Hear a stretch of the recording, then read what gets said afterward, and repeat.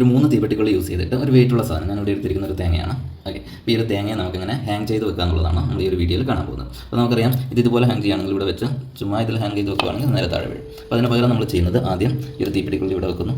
അത് കഴിഞ്ഞിട്ട് അതിൻ്റെ മുകളിൽ ഒരു ചെറിയൊരു വെയിറ്റ് എടുത്ത് വെക്കും. അപ്പോൾ ഇത് കുറച്ച് കഴിഞ്ഞാൽ എടുത്ത് കളയും. അപ്പോൾ നമ്മളത് നിൽക്കാൻ വേണ്ടിയിട്ട് മാത്രം ചെയ്യുന്നതാണ്. അത് കഴിഞ്ഞിട്ട് നമുക്ക് ഹാങ് ചെയ്യേണ്ട സാധനം ഇവിടെ വെക്കും.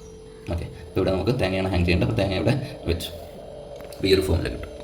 കുറച്ച് ഭാഗം പുറത്തേക്കായിട്ട് തീപ്പെട്ടിക്കുള്ളി നമ്മൾ വെക്കുന്നു. അത് കഴിഞ്ഞിട്ട് തേങ്ങ ഇതുപോലെ ഹാങ് ചെയ്യും. ഇനി ചെയ്യേണ്ടത് അടുത്ത തീപ്പെട്ടിക്കുള്ളി എടുക്കുന്നു.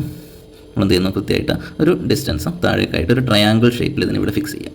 ഓക്കെ, കുറച്ചൊരു ഇതാണ് ഇവിടെ കുറച്ച് സ്മൂത്തായ സർഫേസ് ആയതുകൊണ്ട് അങ്ങോട്ടും ഇങ്ങോട്ടും ഇളകി പോകുന്നത്. ഓക്കെ, അപ്പോൾ ഇതുപോലെ ഹാങ് ചെയ്ത് വെക്കുക. അത് കഴിഞ്ഞിട്ട് അടുത്തത് ചിലപ്പോൾ ഹൈറ്റ് കറക്റ്റ് ആവില്ല. കറക്റ്റായിട്ടില്ല, നമ്മളൊന്ന് കറക്റ്റ് ചെയ്ത് കൊടുക്കണം. അല്ലെങ്കിൽ ഓക്കെ ആയിട്ട് ഇവിടെ നിന്നോളൂ.